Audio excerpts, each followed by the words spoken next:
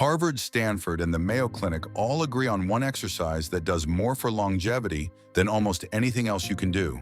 It's not HIIT, it's not running, it's not anything that leaves you gasping for breath.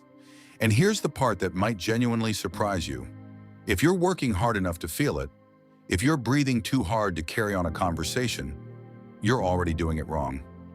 The exercise with the strongest longevity evidence isn't the hardest one. It's the one done at exactly the right intensity.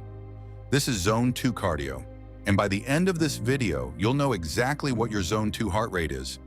We'll calculate it together, and you'll understand why staying in that zone creates biological changes inside your cells that no other exercise intensity can replicate.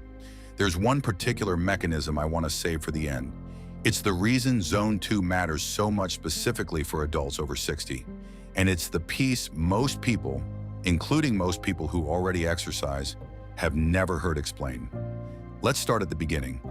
Zone 2 is defined as aerobic exercise performed at 60 to 70% of your maximum heart rate. At this intensity, your muscles are working steadily, but they're not overwhelmed. Your breathing is elevated but controlled. You could, if someone walked beside you, hold a conversation, not huff out single words. An actual conversation. That specific intensity, not higher, not lower, is what triggers a process called mitochondrial biogenesis. Mitochondrial biogenesis is the creation of new mitochondria inside your cells. Mitochondria are the power plants of every cell in your body. They convert oxygen and nutrients into the energy your organs run on. Your heart, your brain, your muscles, your kidneys. Every system depends on them. And here's what the research tells us. Mitochondrial density declines with age. As you lose mitochondria, your cells become less efficient. They produce less energy. Your organs function at a lower level. That's not a metaphor. It's a measurable biological process. Declining mitochondrial function is one of the core mechanisms of aging itself. Zone 2 cardio is the primary stimulus to reverse that process, to grow new mitochondria, to rebuild the cellular infrastructure that powers every system in your body. No other exercise intensity does this as effectively. Not harder, not softer. Zone 2. Here's the problem. Most people who do cardio are not in Zone 2. They're in what exercise scientists call Zone 3. It feels moderate, like you're working, you're getting warm, you might even feel virtuous. But you're not in the zone that drives mitochondrial biogenesis. And you're not in the high-intensity zone that builds cardiovascular peak capacity.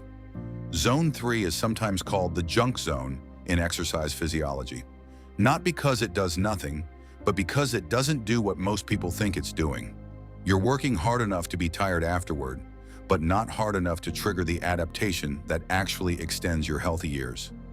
This is backed by decades of research in exercise physiology, and it's why the polarized training model, 80% Zone 2, 20% true high intensity, has emerged as the optimal framework for longevity-focused exercise. The research consistently shows this split produces better outcomes than spending most of your effort in the middle. Zone 3 feels like effort. Zone 2 creates change. Let's get your number.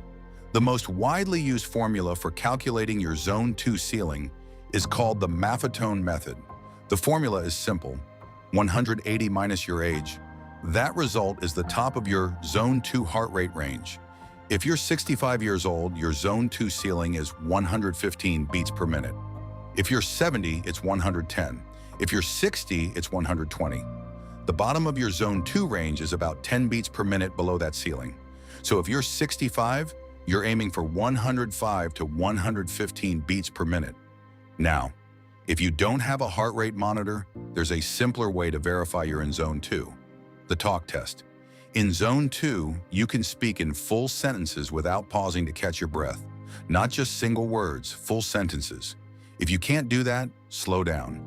If it feels almost too easy, if you could sprint if you wanted to, speed up slightly. That's your Zone 2. It should feel, on most days, almost too comfortable to count as exercise. That feeling of, am I even doing enough, is the sign you're exactly where you need to be. You don't need a gym for this. Here are 3 Zone 2 approaches that work well for adults over 60. Option 1, walking at a pace where you stay in your Zone 2 heart rate range. typically a brisk but comfortable walk. If you have a fitness tracker, use it to monitor your heart rate in real time. If not, use the talk test. Option 2, cycling or a stationary bike. Stationary bikes are particularly good because they eliminate the joint impact of walking for longer sessions. Set a resistance level where your heart rate settles in your zone 2 range and hold it there. Option 3, swimming or water walking.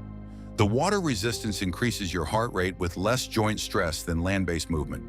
For adults with knee or hip concerns, this is often the most sustainable zone 2 option. The minimum effective dose from the research is 150 minutes per week. That's 5 30-minute sessions or 3 50-minute sessions. The exact split matters less than the consistency. What does a zone 2 week actually look like? Monday on 30-minute zone 2 walk. Wednesday, 30-minute stationary bike. Friday, 30-minute zone 2 walk. Saturday, 40-minute walk, slightly longer. One additional day of your choice? Any zone 2 activity, that's your 150 minutes, that's the minimum. If you can build toward 180 or 200 minutes per week, the data shows continued benefit. And here's what's happening the whole time. Every session in zone 2 sends a signal to your cells to produce more mitochondria. Over weeks, mitochondrial density increases. Your cells produce energy more efficiently. Your heart moves blood with less effort. Your brain runs on a more consistent fuel supply. Your muscles recover faster. This is why zone 2 matters so much specifically for adults over 60. The mitochondrial decline that accelerates in your 60s and 70s is the biological driver behind a very specific kind of fatigue, the feeling that things take more out of you than they used to. Zone 2 cardio is the most direct intervention we have against that process. 150 minutes a week. At a pace where you could have a conversation, that's it. That's the formula. If you want a fitness tracker that displays real-time heart rate zones, which makes zone 2 significantly easier to stay in, I've linked 2 of the best options for seniors in the description below. One is Garmin, one is Polar. Both are accurate at lower heart rates, which is specifically where cheaper trackers tend to drift. And if the previous video on walking speed and longevity is something you haven't seen, that one is the natural companion to this. The 2 strategies work together in a way that's worth understanding. Link is on the screen now.